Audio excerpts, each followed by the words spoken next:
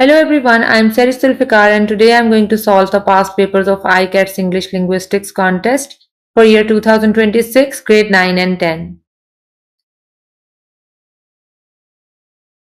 Read the following poem and answer the below given questions 1 through 6.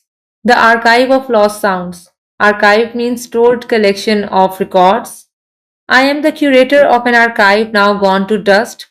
Curator means keeper of a collection, where the catalogs list items I alone recall. The specific cadence of a slamming door. Cadence means rhythm or flow of sound. The rasp of chalk on a primary school wall. Rasp means harsh or grating noise. The sonic silhouette of a voice now still. Silhouette means outline or shadow shape. The radio crackle that meant a storm was due. The purr of a car that now sits rusted and filled with the patient green ambitions of the dew. I preserve the frequency of shared laughter. I broadcast from a sense-bombed teenaged street. I replay the hush that followed running after the frantic fading rhythm of our feet. These are the fossils of my paleontology. Paleontology means study of fossils, not bone but vibration trapped in the clay of my head. A museum of waves that broke upon the chronology. Chronology means order of events in time, where every exhibit is a ghost of what was said. So when I am silent, know that I am listening to a word that is louder in its vanishing, trying to tune my soul to the constant low hum of everything I ever had to let go. So the poem is about someone who collects memories of sounds that have disappeared, like laughter, radio static, and footsteps, because these sounds connect him with the lost moments and the people which are no more. So in his mind, he just saves these echoes as a way of holding on to a word that is just gone. And he often finds himself quietly listening to the memories of all the gone moments.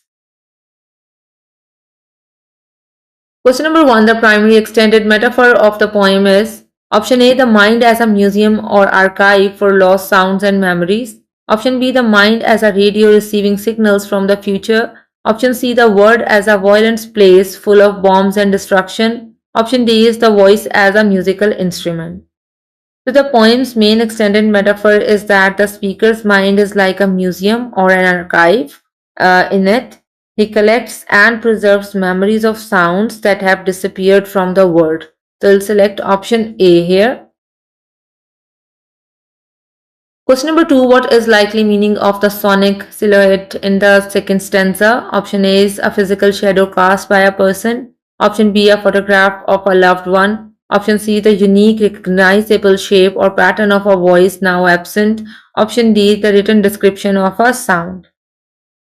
So a sonic silhouette means the recognizable echo or memory of a voice that has disappeared, because it's like a ghost of a sound that once existed in the speaker's past, but in the present, there is nothing like that.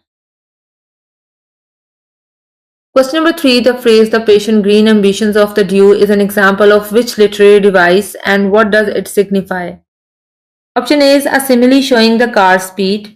A simile compares two things using like or as. So this phrase does not use like or as, and it also does not talk about the speed, so that's why you will not select option A here. Option B is personification, showing how nature is slowly and inevitably reclaiming the man-made object. So personification means giving human qualities to non-human things. Here dew is given ambitions, which is a human trait, and it shows nature slowly taking over something made by humans. So let's discuss the other options as well. Option C is hyperbole, exaggerating the car's value. Hyperbole means exaggeration. There is no exaggeration in the phrase. It does not talk about the car's value. Option D is onomatopoeia, mimicking the sound of growing grass. So onomatopoeia means words that sound like noises, for example, buzz, bang. So this phrase does not imitate any sound. So option B is the only correct option over here. It's a personification which is showing how nature is slowly and inevitably reclaiming the man-made object.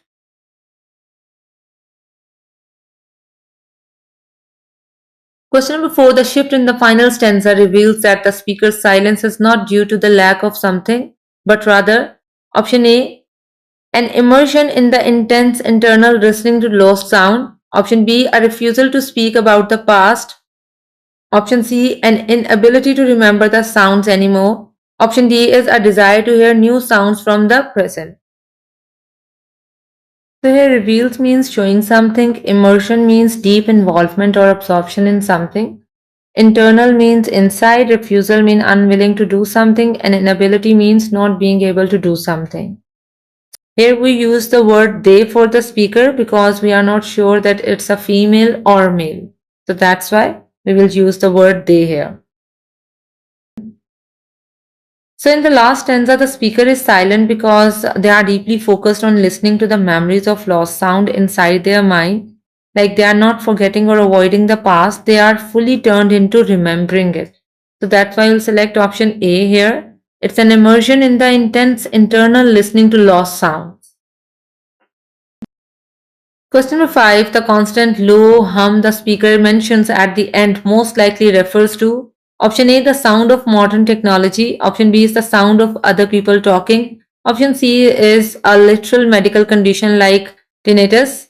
Option D is the ongoing underlying presence of grief and loss. So the constant low hum at the end most likely refers to the ongoing feeling of grief and loss from the past. It's not a real sound, but the inner feeling of something that is missing or something which is gone. So we'll select option D here, the ongoing underlying presence of grief and loss. Question number 6. The poem overall theme is most accurately stated as option A, the importance of visiting museums and preserving historical artifacts. Option B is the superiority of the past technology like radios and chalkboards. Option C is the way memory preserves the sensory experience of loss and the private, enduring nature of grief. Option D is the need to move on from the past and embrace the present. So the poem is mainly about how memories can keep sounds and feelings from the past alive inside us, like a quiet personal collection of echoes from the people and moments we have lost. It shows that it's nature to hold on to those memories and that missing someone or something can stay with us in a gentle or lasting way. So we will select option C here, the way memory preserves the sensory experience of loss and the private, enduring nature of grief. Read the following story and answer the below given questions 7 through 14. The Lexicographer's Prison. Elias had been the nation's premier lexicographer for 40 years, a man who believed that language was a fortress of precision. Now he found himself a prisoner of his own life's work. It was not a prison of stone and iron, but one of paper and ink. The accusations against him was semantic deviation, a crime defined by the very dictionaries he had helped to compile. Accusation means allegation. Semantic deviation means the change in the meaning of the words from what is expected. His interrogator, a swear woman named Anya, held up a common word, define allegiance. She commanded. Allegiance means loyalty or commitment to something. Elias, his voice dry as parchment, like old paper, gave the official definition a loyalty or commitment to a superior or to a group or cause. And the citizen who shouted, "My allegiance is to my conscience," in the square, was his usage correct? Elias hesitated. By the book, yes, allegiance could be to an abstract concept, but the state's unspoken definition had narrowed to mean loyalty only to the regime. To confirm the citizen's usage was to condone his dissent. Condone means accepted or allowed something wrong to happen, and dissent means to disagree with an official opinion or government. This is the tyranny you've helped build, Anya said softly as if reading his thoughts. Tyranny means cruel or unfair government control. You gave them the bricks, the words, and we showed them how to build the walls. You defined the cage even if you never intended to live in it. She presented another word, justice. He recited just behavior or treatment. The treatment of the man in the square who was taken away from his words, was it just? Elias felt silent. The definitions were no longer descriptions, they were verdicts. Verdicts means official decisions. Every word had become a trap, its meanings twisted by political gravity. He saw that he had not been a builder of a fortress, but a gardener who had cultivated a field of wildflowers only for the state to pave it over, leaving only the stark, utilitarian lines they found useful.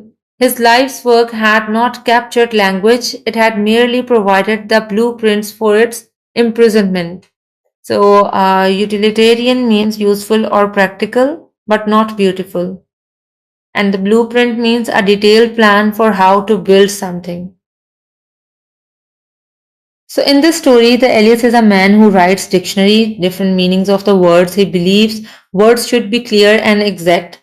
One day, he is questioned by the government because people are using words in ways the government does not like.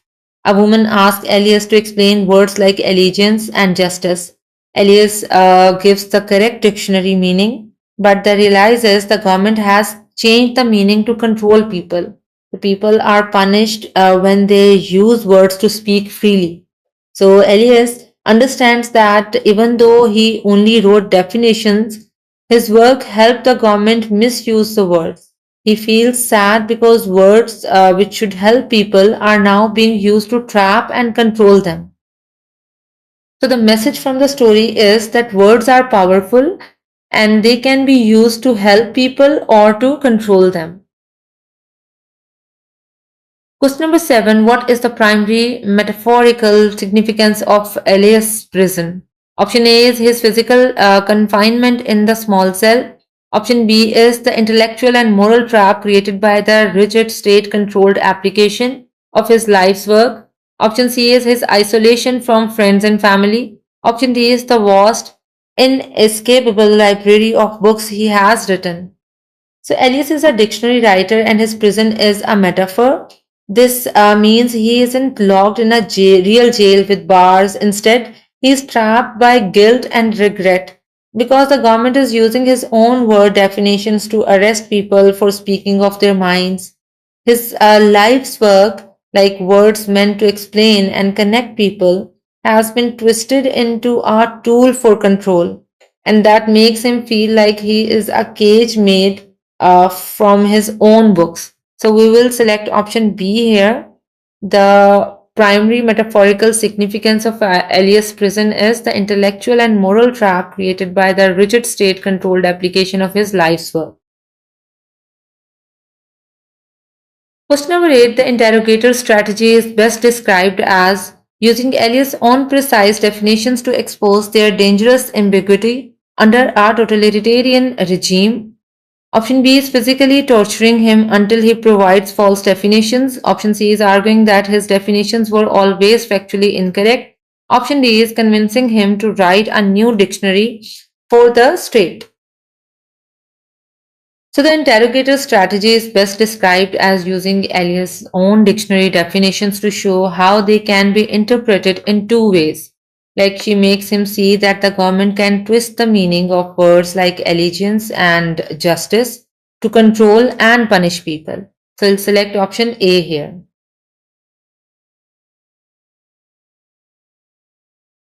Question number 9. The shift in Elias's understanding of his work is symbolized by his change from a builder of a fortress to a option A, prison warden, option B, gardener whose fields were paved over, option C, soldier following orders, option D is judge delivering verdicts. So at first, Elias thought that he was building a strong fortress with words. Later, he realized that he was more like a gardener who grew beautiful flowers and then someone came and paved over his garden with concrete. Like the change shows, he went from feeling strong and protective to a feeling like his beautiful work was destroyed. So we will select option B here, the gardener whose field was paved over. Question number 10. What does the term semantic deviation most likely represent in the context of the story? Option A is a grammatical error. Option B is a failure to use the correct pronunciation. Option C is the crime of using words in a way that challenges the state's approved meanings. Option D is the academic study of language evolution. So, in the story, semantic deviation most likely means the crime of using words in a way that does not match the government's approved meaning. Like it's when someone's words challenge or go against what the state says words should mean. So, we will select option C here. Question number 11, Anya's statement, you defined the cage even if you never intended to live in it, serves to option A, comfort Elias and absolve him to guilt. Option B, accuse Elias of deliberate treason. Option C, highlight the unintended consequences of his political precise scholarship in the political context. Option D, explain that he will be released from prison soon. So here, Anya is telling Elias that he did not mean to harm anyone, but the exact definitions he created were later used by government to control people. Even though he only cared about accuracy and stayed out of politics, his work had serious effects in the real world.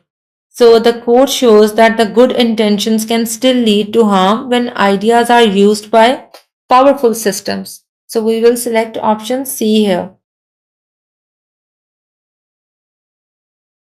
Question number 12. The central conflict of the passage is best identified as option A, man versus man, Elias versus Anya. Option B is man versus society, Elias versus the totalitarian state. Option C is man versus self, Elias' internal struggle with his guilt and complicity. Option D is both B and C. So here the story has two main conflicts happening the same time, man versus society. Like Alice is facing a strict controlling government that uses words and definitions to control people, and man versus self. Alice is also struggling inside himself. He feels guilty because he realizes his work helped the state misuse the language. So these two conflicts are closely connected, which is why both B and C are correct. So we'll select option D here. Question number 13. How does the state's use of language differ from Elias' original purpose? Option A. The state uses language to promote poetry and art. Option B is the state uses language as a flexible, evolving tool for communication. Option C is the state uses language as a rigid instrument of control and power. Option D is the state has abandoned language entirely. So the state uses language as a rigid instrument of control and power. The reason is that Alice's original purpose was to make the language clear, fair, and accurate so people could understand each other. The state, however, takes those clear definitions and uses them strictly to judge, punish, and control the people. Instead of helping communication, language becomes a tool for power. So we'll select option C here. Question number 14. The overall tone of the passage can be described as satirical and humorous. Satirical means using humor or exaggeration to criticize something. Humorous means funny. Option B is heroic and triumphant. Triumphant means feeling or showing victory or success. Option C is dystopian and philosophical bleak. Dystopian means related to an imagined future society that is unfair or controlled. And bleak means hopeless, gloomy, or depressing. Option D is romantic and sentimental. Sentimental means very emotional. So the correct option is dystopian and philosophically bleak. The reason is the story is set in a dark, oppressive world where the government controls people through language. The mood feels serious, sad, and thoughtful, not happy or hopeful. So it makes the reader think deeply about power, responsibility, and guilt. So that's why we'll choose option C here.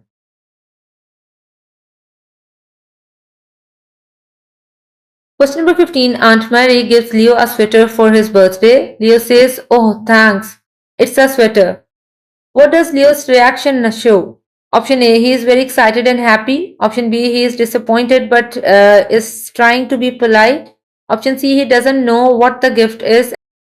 Option D, he thinks it is a joke gift. So he is disappointed but is trying to be polite because the Leo pauses and speaks slowly, which shows that he is not excited. Like saying, "Oh, thanks," sounds polite but not enthusiastic. So he accepted the gift kindly even though he is not happy with it. So we'll select option B here. Question number 16. During a game, Tom says, "You stepped over the line. That doesn't count." Ben replies, "I did not. You are just saying that because you are losing." What is the main problem in the conversation? So here they are disagreeing about what happened and accusing each other of being unfair. The main problem is that they can't agree on the rules or the truth. So that's why I'll select option D here. They are disagreeing about the rules and accusing each other. Question number 17. Read the following conversation and answer the below given questions. Anna, you are my best friend, and best friends never keep secrets from each other, right? What is Anna probably going to do next? Option A is ask a question about their friendship. Option B, share a secret or ask for one. Option C, promise to never have secrets. Option D, suggest they play a game. So, by saying these lines to her friend, Anna is probably preparing her friend to tell a secret, or maybe she is going to share a secret with her friend. So, we will select option B here, share a secret or ask for one. Question number 18. Read the following conversation and answer the below given question. Mom, can you please clean your room? It's very messy. Sister, oh sure, I was just thinking it was too clean and comfortable in here. What does the sister really mean? Option A, she agrees and will clean it right away. Option B, she is confused about what clean means. Option C, she is offering to clean her brother's room too. Option D, she is being sarcastic. She thinks the room is fine and doesn't want to clean it. So, in this conversation, the sister is clearly not serious. She is using sarcasm to imply the room is not messy at all and she doesn't want to clean it. So, we will select option D here, that she is being sarcastic. She thinks the room is fine and doesn't want to clean it. Question number 19. Read the following passage and answer the below given question. Maggots adds medicine. While serving in World War I, Surgeon William Bear noticed something curious. Soldiers whose wounds were infested with maggots, the worm-like immature larval form of flies, recovered faster than those whose wounds were maggot-free. Although Bear was not the first military doctor to take note of this phenomenon, he was the first to apply his observations to the problem of non-healing wounds. In the 1920s, he began treating hospital patients' serious wounds with maggots. The maggots consumes dead tissue, effectively cleaning the wounds and helping the patients heal. While maggot therapy fell out of favor after bacteria-killing antibiotics, medications were introduced. It has made a comeback in modern medicine. Many clinicians have found that the treatment can be effective for certain types of severe wounds that do not respond to antibiotics. What is the main or central idea of the passage? Option A. William Beer, the military surgeon, observed the advantages of maggot-infested wounds while serving in World War I. This is true because it's an important part of the passage, but it is not the complete central idea. It's only the historical starting point. Option B is, as noted by William Beer, some severe wounds can be effectively treated with maggots, which consume dead tissue. So this is also true and represents the medical application or benefits of maggots, which shows their effectiveness. So option C is both A and B. So here option A and B combined express the full central idea. The Bear discovered the benefits of maggots in healing wounds, and the maggots therapy became a valid medical treatment. So that's why we'll select option C here. Question number 20. Read the following excerpt from the Charter of the United Nations and answer the below given question. We, the peoples of the United Nations, are determined to save succeeding generations from the scourge of war. Scourge means something which causes harm or suffering. To reaffirm faith in fundamental human rights, to establish conditions under which justice and respect for the obligations arising from treaties and other sources of international law can be maintained, and to promote social progress and better standards of life and larger freedom. Accordingly, our respective governments, through representatives assembled in the city of San Francisco, who have exhibited their full powers, found to be in good and due form, have agreed to the present Charter of the United Nations. Who is the primary audience? Option A, Indian voters. Option B, journalists reporting on the charter. Option C, residents of San Francisco. Option D is member states of the United Nations. So the excerpt begins with "We the people of the United Nations." This shows that the document is addressed to and created by the nations that make up the United Nation. And it also refers to our respective governments through representatives and mentions their agreement to the charter.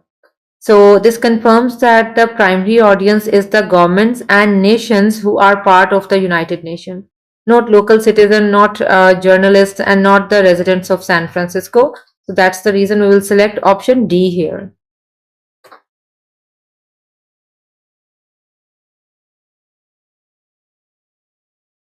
Question number 21. Which excerpt from the report lab is more formal?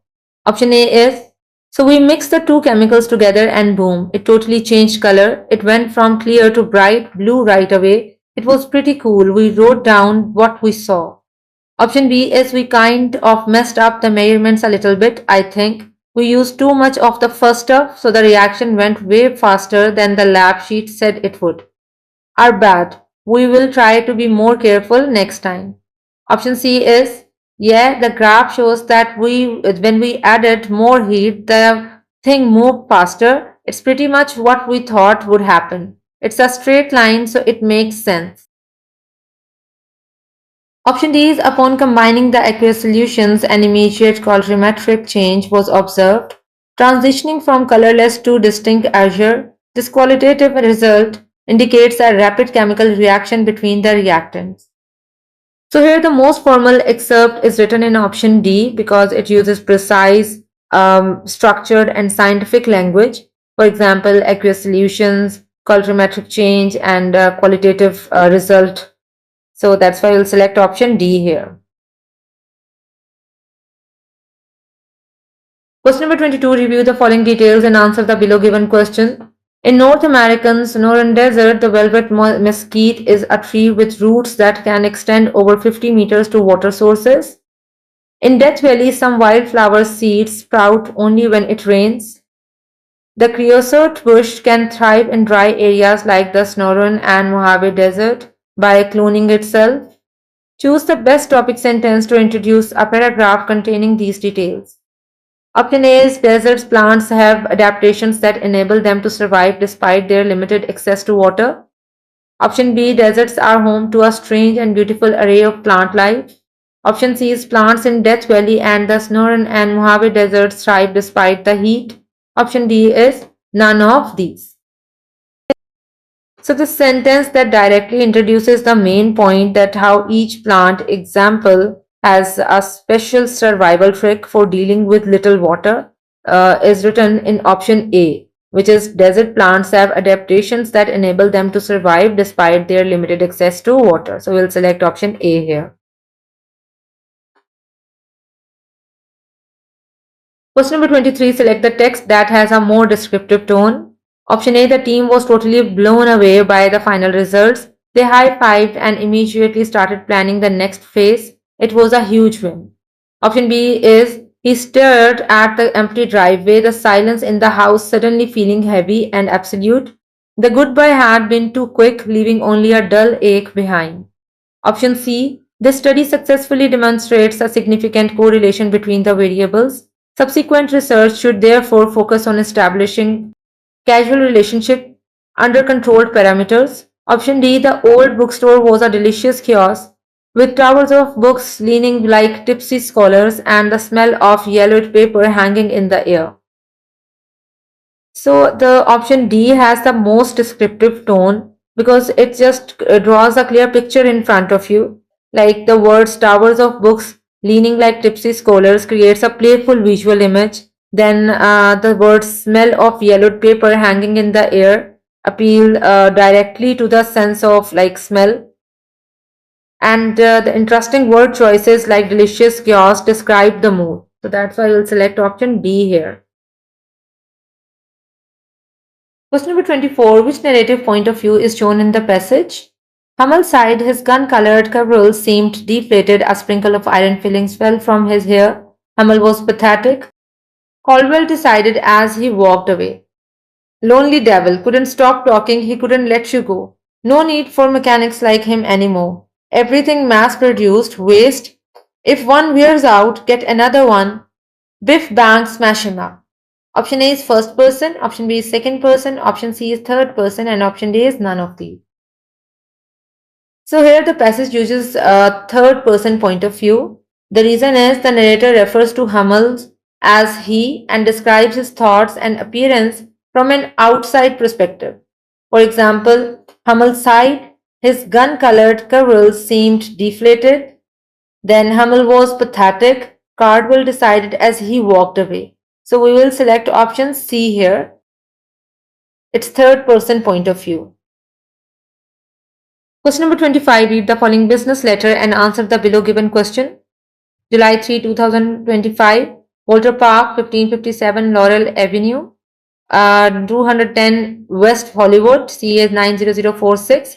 Dear Mr. Park, as we know, we are getting up to produce a new science fiction action adventure show called Darker Stars for the teen audience. We are excited that you are joining our team as a contract storyboard artist. We have hired a diverse group of visual artists to make this show a reality, including background painters, effects artists, storyboard artists, 3D modelers, and character designers. Your first week here at Moon Arrow will include a number of activities designed to introduce you to your fellow artists and familiarize you with the values, procedures, and various production pipelines used in our company. Much of the actual animation is produced by RIM Animation Studio in South Korea. We have used them on previous projects and they are exceptionally skilled and professional. All equipment and software will be provided for you. Our workflow requires all art assets to be digital. We would like you to start on June 14. Please confirm your availability for that date. Best regards. Glenda Groening, Executive Producer, Darker Stars, Moon Arrow Studios. What is the main purpose of this letter? Option A, to welcome Walter Park as a contract artist at Moon Arrow Studios. Option B, to introduce Walter Park to the television series Darker Stars. Option C, to introduce Walter Park to RIM Animation Studios. And option D is all of the above. So here, the main purpose of this letter is to welcome Walter Park as a contract artist at Moon Arrow Studios because it confirms his hiring, outlines his onboarding, and provides details about the project and workplace. So that's why we will select option A here. Question number 26. Consider the claim. Professional video gaming should be considered a sport because it shares many characteristics with other sports, which is the strongest evidence to support the claim. Option A, according to Josh Vance, a sports journalist, professional gaming doesn't require physical ability or contact. Sports are and always have been physical. Option B, competitive video gaming often occurs in an atmosphere similar to that of other major sports, a large arena with cheering fans and millions of dollars on the table.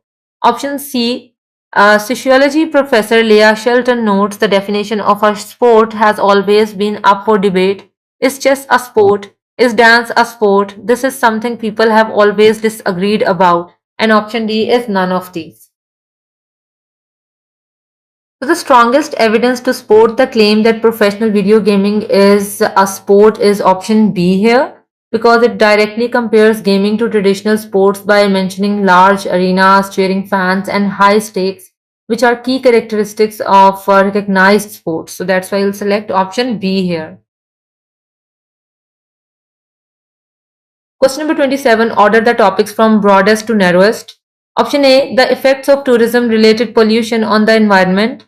Option B, the effects of tourism on the environment. Option C is the effects of tourism related pollution on the Rocky Mountains. So here four options are given to us. So here the correct order is written in option B. So the sequence is topic B, then A, and after that topic C. The reason is in topic B it is written the effects of tourism on the environment. So this is broadest of all because we are talking about all the environmental impacts. Then in topic A, it's written the effects of tourism related pollution on the environment. So it narrows to the pollution only and it's generalized. So in topic C, it's written The effects of tourism related pollution on the Rocky Mountains. So it is talking about a specific region. So this topic is narrowest of all. So option B will be the correct option here.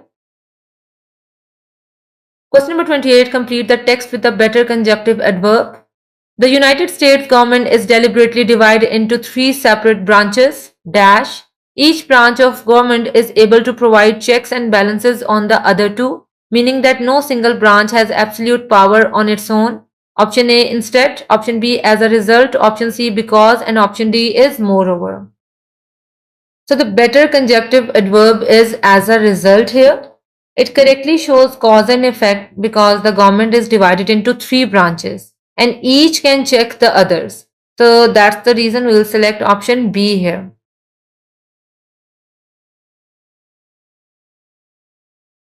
Question number 29. Read the four paragraphs below. Which paragraph contains facts rather than personal opinion? Option A. That new superhero movie is the most entertaining film of the year.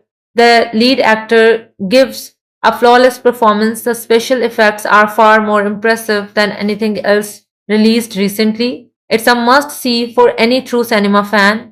Option B. The downtown areas has become a much more pleasant place to live. The new pedestrian plaza is a beautiful and welcome addition, making the neighborhood feel more vibrant and community focused than it ever was before. Option C. The chocolate ice cream is the perfect dessert. It is clearly superior to vanilla, which is far too plain and boring. Everyone should choose chocolate for a truly satisfying end to a meal. Option D. Water is a molecule composed of two hydrogen atoms bonded to one oxygen atom. At sea level, it boils at 100 degrees Celsius and freezes at 0 degrees Celsius. It is essential for all known forms of life. So the paragraph that contains facts rather than personal opinions is written in option D. The reason is it states scientifically verified information about water's chemicals, compositions, boiling and freezing points, and its essential role in life. So we'll select option D here. Question number 30. Which rhetorical appeal is primarily used in the following act? When your child is sick, nothing else matters. Rorlex children's cold and flu can help. Option A, ethos character. Option B, logos reason. Option C, pathos emotions. And option D is none of these. So the ad primarily uses pathos emotions here. The reason is that it appeals directly to parents' fear and love by emphasizing the worry of a sick child. Like it's written here, when your child is sick, nothing else matters. So it triggers an emotional response to act. So option C is the correct one. Thank you so much for watching the video. Don't forget to like the video and subscribe the channel.